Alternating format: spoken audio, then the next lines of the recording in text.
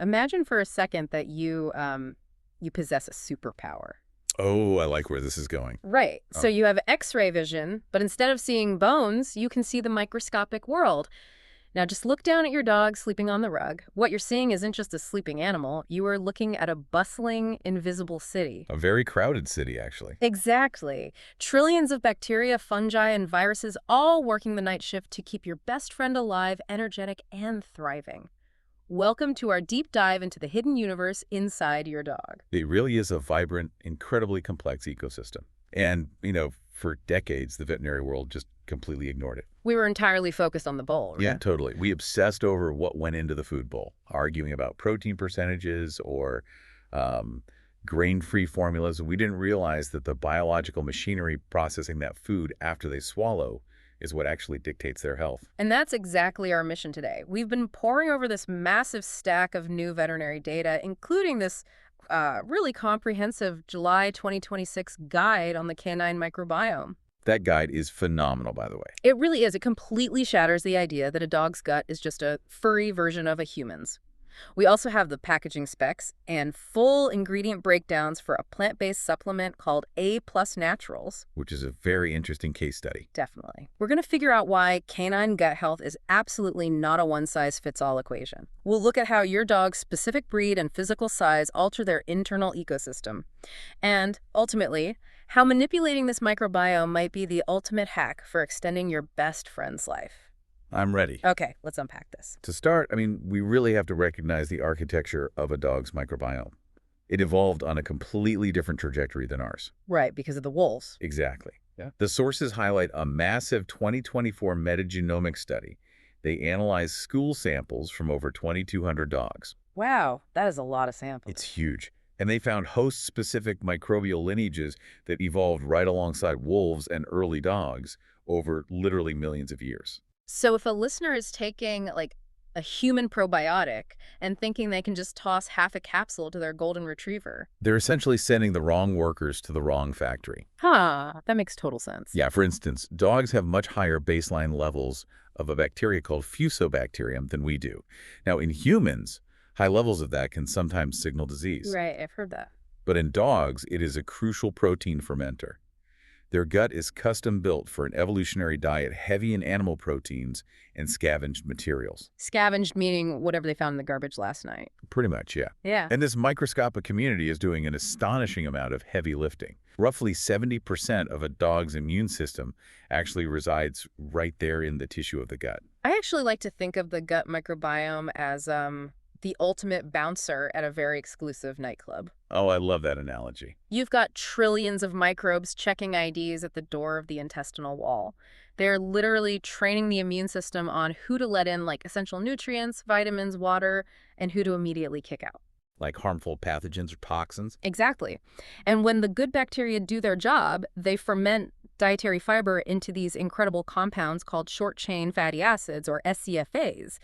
Like butyrate, for example. Butyrate's a big one. Yeah, and butyrate is essentially a systemic fire extinguisher. It's actively reducing inflammation across the whole body. That bouncer analogy perfectly illustrates the mechanism of defense. Because when the wrong crowd takes over the club, a state we call dysbiosis, or microbial imbalance, the bouncers just get overwhelmed. The bad guys get in. Right. The intestinal barrier physically weakens, causing what's known as leaky gut. The fire extinguisher basically runs out. And that's when things go off the rails, right? Yeah, that is when you start seeing the cascading issues. Chronic diarrhea, relentless skin allergies, obesity, and even accelerated neurological aging. So we established that the dog microbiome is unique to the species, which makes sense. But the data in our sources takes a pretty hard left turn here. It really does. It turns out this internal city is dictated by the physical size of the dog. I'm looking at the findings from the International Journal of Biological Sciences here, and I need to push back on this for a second. Go for it. You're telling me that the literal physical length of a dog's intestines completely changes the bacterial real estate market inside them. What's fascinating here is the simple physics of digestion. Think about the plumbing. Okay, plumbing. In a 5-pound Chihuahua, the colon is very short.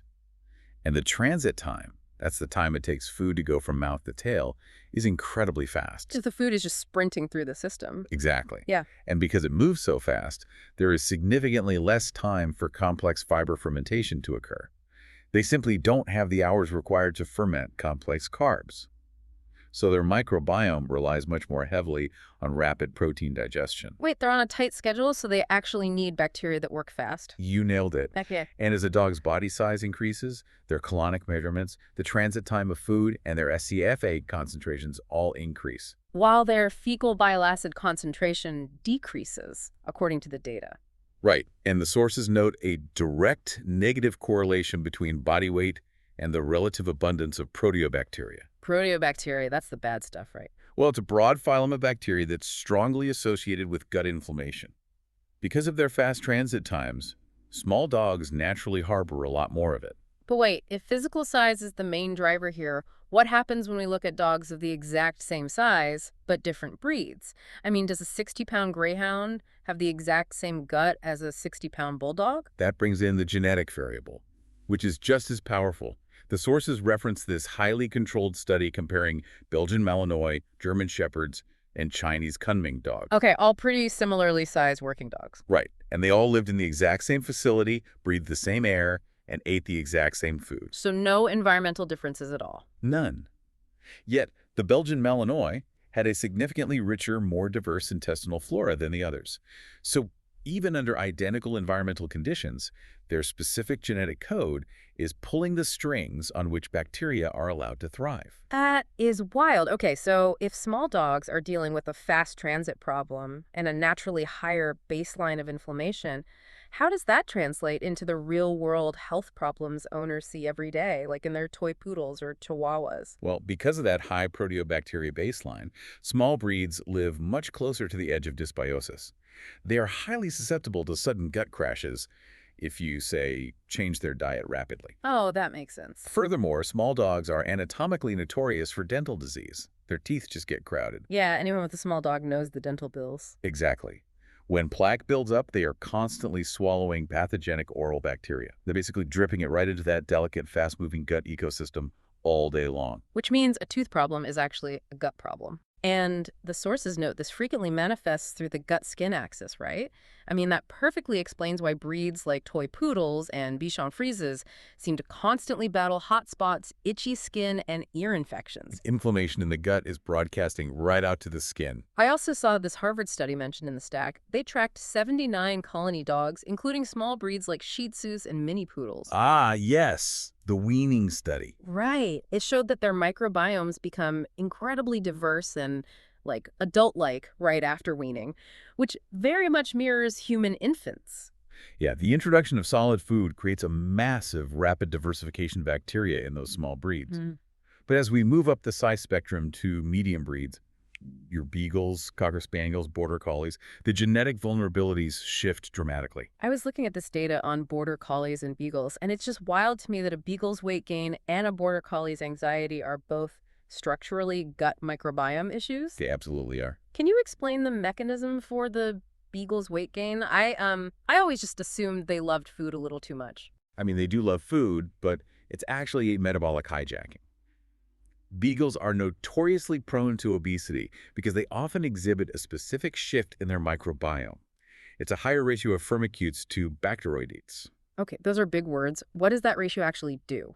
Think of that specific bacterial ratio as a hyper-efficient recycling plant. It takes complex carbohydrates that would normally just pass right through the dog as unabsorbed waste, breaks them down, and turns them into highly absorbable calories. Wait, really? Yeah. So a beagle with this ratio is literally pulling more calories out of the exact same half cup of kibble than a greyhound would. That is fascinating. The gut is basically counterfeiting extra calories out of thin air. It really is. And what about the border collie? We all know they are highly anxious, high-energy dogs. But how does an external psychological stressor like, say, a thunderstorm or separation anxiety, how does that physically reach into the gut and kill off bacteria? It operates through the gut-brain axis, and this is largely mediated by cortisol, the stress hormone. Okay, the fight or flight chemical. Right. So when a border collie panics, their brain floods the body with cortisol. That hormone physically alters intestinal permeability. It actively creates a leaky gut. Oh, wow. So the stress literally breaks the physical barrier. Exactly. The beneficial bacteria are starved or flushed out, microbial diversity drops within just a matter of days, and harmful bacteria slip into the bloodstream. Creating systemic inflammation. Yes, which then travels back up the vagus nerve to the brain, exacerbating the dog's anxiety. Their anxiety degrades their gut, which in turn structurally worsens their anxiety. It's an inescapable biological loop, unless you intervene in the gut, of course. Precisely. Okay, let's keep moving up the size chart. If small dogs have a fast transit problem, what happens when we stretch that digestive plumbing out by a few feet in a large breed, like a German Shepherd or a Labrador? Does more real estate automatically mean a healthier microbiome? Not necessarily. I mean, it does offer more time to ferment fiber and produce those beneficial short-chain fatty acids, sure. But when the mechanics fail in a large breed, the consequences are severe. Let me guess. German Shepherds. They are the classic clinical example. They have a very high genetic prevalence of exocrine pancreatic insufficiency, or EPI, as well as chronic enteropathy. Let's break down EPI for a second for the listeners. That's when the pancreas essentially stops producing the enzymes needed to digest food, right? Exactly. The food arrives in the gut, largely undigested.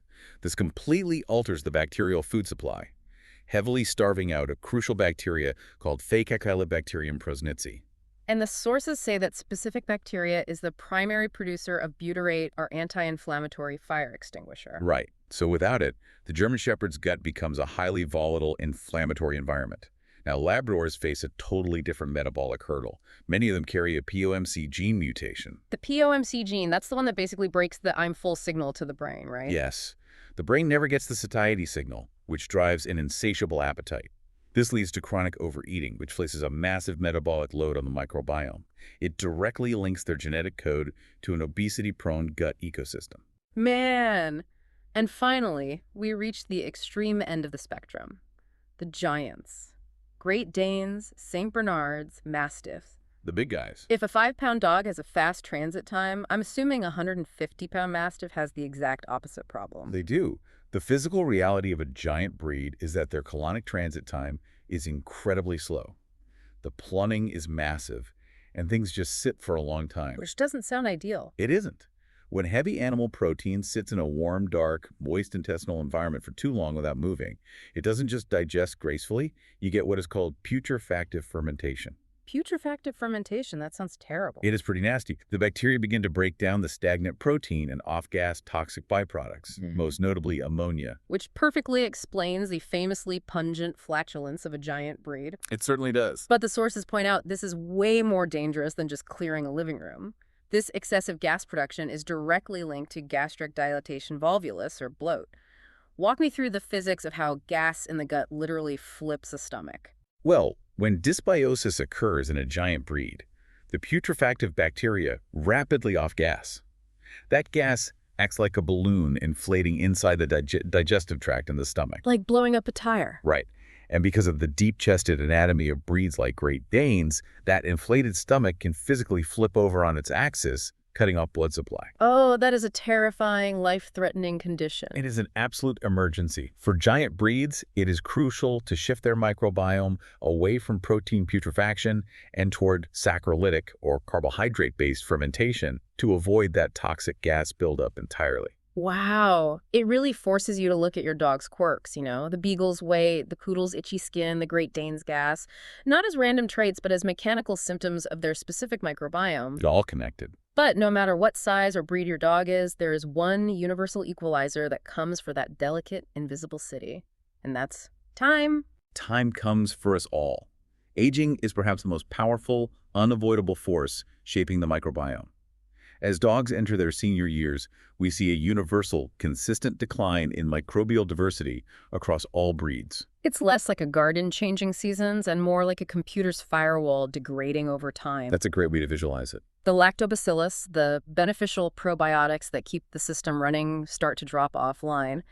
And the proteobacteria, which act like malware in this scenario, they spike. And as the firewall drops and the malware replicates, the immune system gets stuck in a constant, exhausting loop of trying to fight it off. The sources call this chronic state inflammaging. Inflammaging. And that directly triggers immunosenescence, right? Yes. The immune system, which relies on those gut bouncers for daily training, simply starts to wear out. The T cells become less responsive, leaving older dogs incredibly vulnerable to infections and tumors. But it's not a predetermined, hopeless decline. The May 2026 Dog Aging Project, which was published in Nature Communications, proved that senior dogs who manage to maintain diverse microbiomes fundamentally live longer, healthier lives. Absolutely, the diversity is protective. Now, here's where it gets really interesting. You want to talk about the power of manipulating the system. There is a massive 2026 study in the Journal of the American Veterinary Medical Association. They looked at cognitive impairment in aging dogs, essentially doggy dementia. A heartbreaking condition. Truly, but they used fecal microbiota transplantation. They literally took the gut bacteria from a young, healthy dog and transplanted it into an aging dog. Since that prevents this to the bigger picture, it proves the profound power of the gut-brain axis. How so? The mechanism here is that a healthy microbiome produces metabolites that actually cross the blood-brain barrier. When they perform that fecal transplant, they reintroduce bacteria that could synthesize neuroprotective compounds. And the study showed it actually slowed down the dog's cognitive impairment. Exactly. Gut health isn't just about giving them solid stool. It is about protecting their neural pathways, keeping their mind sharp and present in their final years. Okay, so we know the gut is a customized ecosystem dictated by physical size and genetics. We know aging actively dismantles its firewall. How do we actually fight back? We need interventions. Right. The sources give us a highly specific nutritional playbook, starting with wet foods. What is the mechanical advantage of wet food over dry kibble? It basically comes down to hydration and motility. The higher moisture content in wet food naturally aids gut peristalsis. Those are the muscle contractions that move food along. Which is crucial as dogs age and their digestive system physically slows down. Exactly. And veterinary science has developed highly targeted options based on the size vulnerabilities we just discussed. For instance, for medium breeds prone to gut sensitivities, Blue Buffalo True Solutions uses specific prebiotic fibers mixed with highly digestible chicken. And I see Hill's Science Diet Perfect Digestion is flagged specifically for seniors to maintain regularity as that motility drops. But what about that German Shepherd battling a flare-up of enteropathy? For that, the sources highlight Royal Canin's Digestive Care. It's a loaf-and sauce formulation. Why a loaf and sauce? The mechanism there is that the proteins are heavily hydrolyzed, meaning they are broken down into incredibly small components before the dog even eats them, so the inflamed gut doesn't have to work nearly as hard to absorb the nutrients. Got it. And for those giant breeds recovering from a terrifying GDV or bloat episode, Dave's Pet Food Bland Diet is listed in the sources. But it's just chicken and rice. Why strip it down to something so basic? Because after a trauma, like a flipped stomach, the gut lining is intensely inflamed.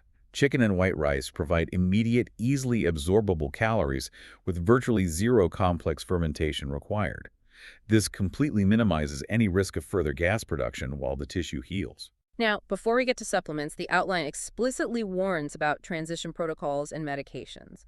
Why is the timeline so critical when changing these foods? Best practices dictate you must transition any food over a 7 to 14-day period. You can't just switch it overnight. No. Absolutely not.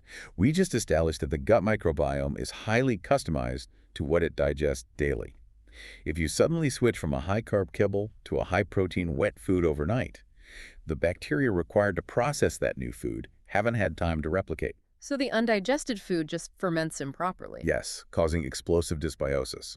The sources also sternly warn against the unnecessary use of NSAIDs, which erode the stomach lining and antibiotics. Right, because an antibiotic isn't a sniper, it's a grenade. It wipes out the pathogens, but it also slaughters the beneficial Faecalibacterium and Lactobacillus. It basically resets the gut to zero. A total wipeout. Which brings us to targeted interventions when food alone isn't enough. We have this list of powder supplements from the sources. Purina Fortiflora, Nature's Plus Fur Baby, Animal Biome. I have to ask on behalf of everyone listening, why powders? Why not just toss them a standard pill or a flavored chewable? It circles right back to the extreme size spectrum of the canine species. You cannot safely give the same static pill dose of powerful probiotics to a 5-pound Chihuahua and a 150-pound Mastiff. Oh, that makes perfect sense. Yeah, powders mix seamlessly into the wet foods we just discussed, and they allow for exact precision, weight-based dosing using a scoop. Looking at the specific strains, Purina fortiflora uses Enterococcus faecium, which the sources note is incredible for resolving acute diarrhea quickly. They're very quick. And Nature's Plus Fur Baby offers a massive 6 billion CFU across 9 strains. Plus the botanical slippery elm, which physically coats and soothes an inflamed intestinal lining. Slippery elm is great for that. And Animal Biome presented a fiber biome blend at the 2026 ACVM Forum that utilizes organic beets and larch to slowly nourish bacteria throughout the entire length of the GI tract. Exactly. The variety of strains and fibers ensures that no matter the physical length of the colon, the bacteria have the specific fuel they need to thrive. Which perfectly brings us to the visual sources in our stack. We have the packaging imagery and technical specs for a very specific powder supplement called A+ Naturals Immunity Blend. It gives us a great real-world case study. It really does. It shows how these targeted interventions work on a molecular level. Right. A+ Naturals was founded by Helena van der Merwe. She actually has a background as a NASA researcher studying radiative cellular damage. NASA, that's quite a pivot. Well, she approaches the microbiome from a perspective of extreme cellular preservation. Looking at the packaging specs, it's this clinical, clean white tub. Net weight is 5.30 ounces, or 150 grams. It's marked Made in USA with a sealed for your protection inner lid and includes a clear plastic measuring scoop. Again, emphasizing that exact weight-based dosing. Exactly. But here is the part that really jumps out to me. It proudly states it is a vegan bacon-flavored powder, completely plant-based. Yes. Quite the combination of words. So what does this all mean? Putting the novelty of plant-based bacon aside, what is the actual biological utility of using plant-based adaptogens like mushrooms and roots in a carnivore-leaning digestive tract? It's an important question. And while we aren't here to weigh in on the cultural debate around vegan pet diets, the biochemistry of using plant-based botanicals for canine gut health is incredibly robust. Really? Yes, these plants contain defense compounds that interact powerfully with canine cellular receptors. Looking at the ingredient synergy by breed, it is fascinating. For instance, the formula uses larch arabinogalactan. The data shows this is a specific type of prebiotic fiber that selectively feeds beneficial bacteria. Which perfectly counteracts that high proteobacteria problem we identified in the fast-digesting small breeds. Right. Furthermore, it utilizes Bacillus subtilis. Remember how fast food sprints through a chihuahua's short system? Standard fragile probiotics often just get destroyed by stomach acid or flushed out before they can colonize. But Bacillus subtilis is a tough, heat-resistant bacteria. It forms a protective spore. And that spore allows it to easily survive the harsh stomach acid and the fast transit time, arriving in the colon completely intact and ready to work. Precisely. Now, for the large breeds dealing with joint issues and enteropathy, the formulation leans heavily into turmeric, specifically curcumin and reishi mushrooms. The sources note these actively reduce NF-κB inflammatory pathways. For you listening at home, NF-κB is essentially a master cellular switch that tells the body to produce inflammation. The curcumin literally turns that switch off. And the results are measurable. Oh yeah, the sources cited a veterinary trial with retired police dogs where a curcumin supplement dropped their pain scores from chronic arthritis by an incredible 53.3%. That's because it's simultaneously reducing the systemic inflammation that drives joint pain while calming the gut dysbiosis. And for those giant breeds terrified of bloat, the A+ blend strategically includes ginger. The gingerol compounds in the root are gastroprotective and anti-nausea. They actively stimulate healthy gastric emptying so the food doesn't sit and undergo that putrefactive fermentation. It gets things moving safely. It's just wild to think about. The dogs probably just taste the savory bacon flavor. But under the hood, these plant-derived adaptogens like astragalus and shiitake mushrooms are delivering complex beta-glucans. Yeah, and those beta-glucans are literally plugging into the gut's immune receptors. They are fighting off that immunosenescence and keeping the firewall up in their senior years. They're acting as daily molecular trainers for the immune system, recalibrating it as the dog ages. Exactly. So bringing this all together for you listening at home, your dog's gut health is so much more than just whether they have a sensitive stomach after eating grass. It is a dynamic, highly customized microbial ecosystem. It's totally unique to them. It is fundamentally shaped by whether their physical plumbing belongs to a 5-pound body or a 150-pound body. It's dictated by the genetic lineage of their breed, and it is actively degraded by time. But the incredible news is that this ecosystem is modifiable. Exactly. By understanding their specific size vulnerabilities, avoiding sudden dietary shocks, and nurturing that invisible city with targeted moisture-rich foods and precisely dosed, scientifically backed supplements, you are directly maximizing the healthy, vibrant years you get to spend together. This raises an important question, though, and it's something the scientific community is only just beginning to unpack. What's that? Well, dogs are increasingly considered excellent biological models for human aging, precisely because they share our exact environment, our circadian rhythms, and our daily stressors. Right, they live right alongside us. Exactly. So if a dog's gut microbiome is so profoundly dictated by their physical dimensions, their genetic lineage, and their stress hormones, what does this mean for us? Oh, wow, I see where you're going. Could studying the stress-altered, leaky gut of an anxious border collie hold the key to treating human clinical anxiety? Or could decoding the hyper-efficient firmicutes ratio of an overweight beagle or the POMC gene in a Labrador hold the ultimate key to understanding the human obesity epidemic? We are spending billions searching for anti-aging cures, and we might be living with the greatest biological models right in our living rooms. That is a staggering thought to leave off on. Next time you look at your dog sleeping on the rug, and next time you measure out their food bowl, remember that you aren't just feeding a pet. You are the mayor of a microscopic city, and you've got trillions of citizens depending on you. Thanks for joining us on this deep dive, and we'll catch you next time.